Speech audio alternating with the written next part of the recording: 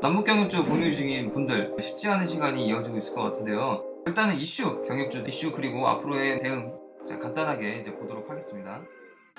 가장 큰 원인이라고 한다면은 18년도 초처럼 실질적으로 뭔가 이제 이루어지는 게 특별히 없습니다. Nice stack.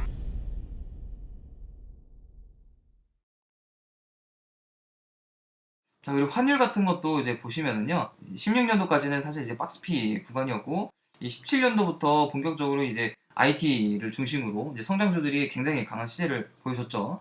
그러면서 18년도 초까지는 이제 달러가 약세를 보여줬습니다. 이제 원화가 상대적으로 이제 강세를 보여줬죠. 그러면서 이제 성장주들이 이렇게 가격이 올라오고 또 외국인 자금들이 그만큼 들어와서 이제 우리 증시를 굉장히 좀 버블을 좀 만들어줬는데 작년 초를 기점으로 해서 이제 원달러 환율이 바닥을 다지고요. 달러가 바닥을 다지고 다시 한번 이렇게 달러가 이제 강해집니다. 금리 인상을 추진을 하면서 달러 강세를 하면서 원화가 상대적으로 약세 국면으로 들어오게 됩니다. 그러면서 이제 외인들 자금이 조금씩 이제 이탈을 하게 되죠. 그러면서 시총 상위 대형주들에서는 당연히 또 외인들이 계속해서 매도를 칠 수밖에 없게 되고요. 그러면서 상대적으로 중소형주들이 주목을 받게 됩니다. 이제 대형주들의 시세가 조금씩 죽으면은 상대적으로 또 중소형주들로 자금이 이동을 하기 때문에 또 상대적으로 강세를 보여주겠죠. 그러면서 개인 자금이 강하게 또 특히 몰리는 이런 이슈가 있는 이런 종목들로 굉장히 또 강세를 볼 수 있는 장세가 시장 분위기 자체가 또 이렇게 변했어요. 그래서 이런 여러 가지 요인들이 겹치면서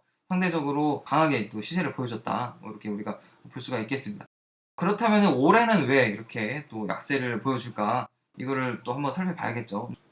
자, 가장 큰 원인이라고 한다면은 18년도 초처럼 실질적으로 뭔가 이제 이루어지는 게 특별히 없습니다. 특별한 성과는 없이 계속해서 이슈만 왔다 갔다 하면서 종목들은 계속해서 급등을 반복을 해요. 지금 같은 경우도 이제 G20 이후에 이제 북미 회담을 하고서 그 다음에 이제 3주 이내에 실무 협상을 한다 이렇게 얘기를 트럼프가 했었는데 지금까지 이제 북한에서 특별한 반응도 없고요. 아직까지 이제 장소도 못 정한다 이런 내용이 지금 나오고 있습니다. 자, 그리고 이제 또 여러분이 이제 참고로 보실 만한 게 이 VOA라는 언론사가 있습니다. 이 VOA라는 이제 언론사는 미국 정부에서 세금으로 운영을 하는, 그래서 사실상 이제 미국 정부의 시각을 보여주는 언론이라고 보시면 될 것 같은데, 언론이라고 사실 보기도 조금 애매하죠. 왜냐면 이제 정부 기관지 정도 성격이 있는 거기 때문에 정부의 입장을 얘기를 해주는, 미국 정부의 입장을 보여주는 그런 이제 신문이라고 이제 볼 수가 있겠습니다. 보시면은 여기 이제 한반도를 메뉴를 들어가 보시면은 한반도 관련된 이슈만 VO에서 내보내는 한반도 관련된 내용들만 이제 쭉 모아서 이제 볼 수가 있습니다.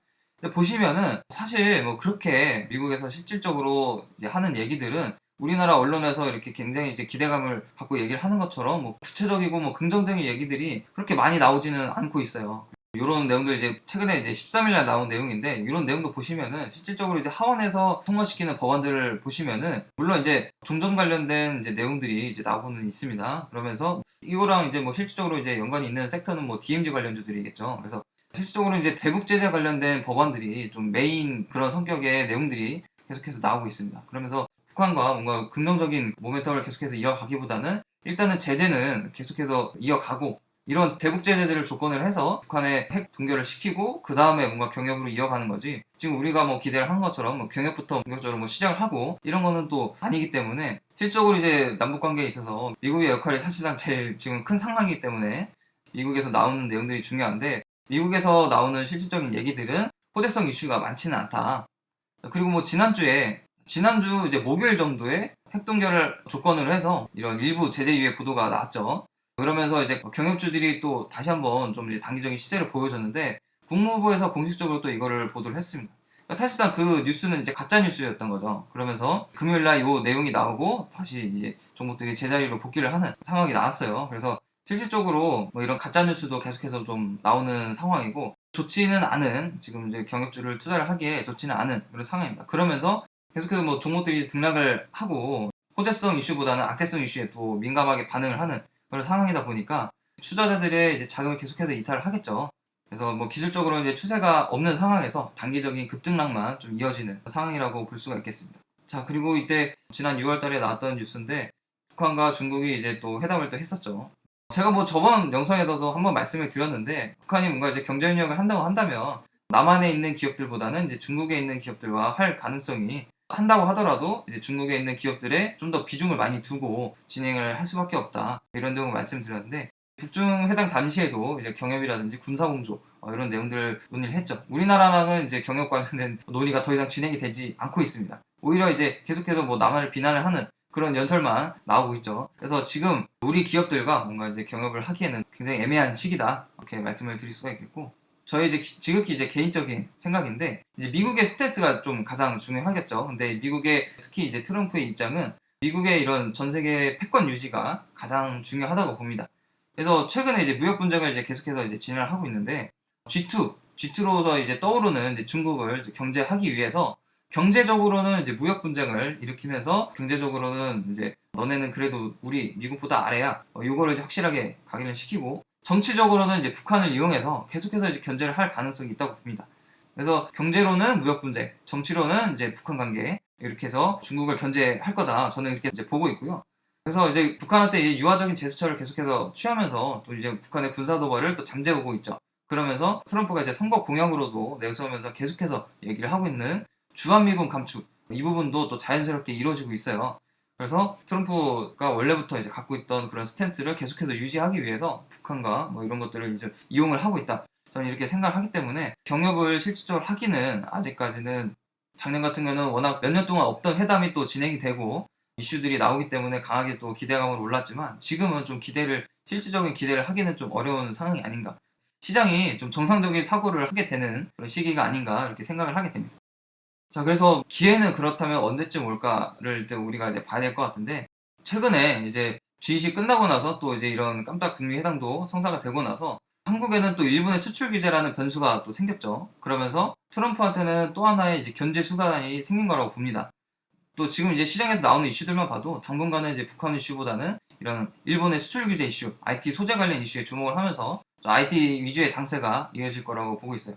그러면은 지금 뭐 작년에 올랐던 것도 뭐 실질적인 뭐 실적이 전혀 없이 그냥 기대감으로 이슈로 인해서 올랐던 건데, 당장 뭐 이슈가 없다면 이런 침체기에 있을 수밖에 없겠죠. 자, 그래서 IT 위주의 장세가 또 이어지면서, 그리고 각국의 이제 정치적 입장도 보면은 당분간 뭐 크게는 변화는 없을 거라고 봅니다. 특히 이제 중국이라든지 북한 같은 경우는 이제 공산주의 독재 국가이기 때문에 이런 지금의 이제 기조가 계속해서 꾸준히 이어질 거라고 봐요. 다만 이제 미국이라든지 한국은 또 자유민주 국가죠. 그러면서 선거를 통해서 이런 정부의 정책 방향이 또 크게 또 바뀔 수가 있습니다. 그렇다고 한다면 내년에 이제 한국에는 4월 15일에 총선이 있고, 미국에는 11월 3일에 트럼프가 재선을 도전을 하는 대선이 기다리고 있습니다. 그러면서 내년이 좀 큰 변곡점이 될 수 있지 않을까, 저는 이렇게 보고 있고요.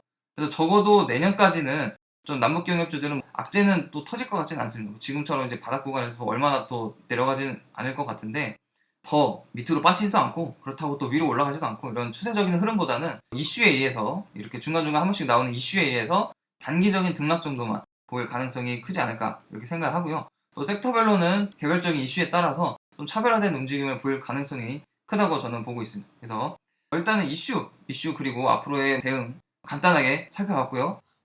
자, 다음 영상에 이어서는 이제 섹터별로 보다 구체적인 흐름을 예상해 보면서요, 어떻게 대응해야 될지 알아보는 시간을 가져보도록 하겠습니다.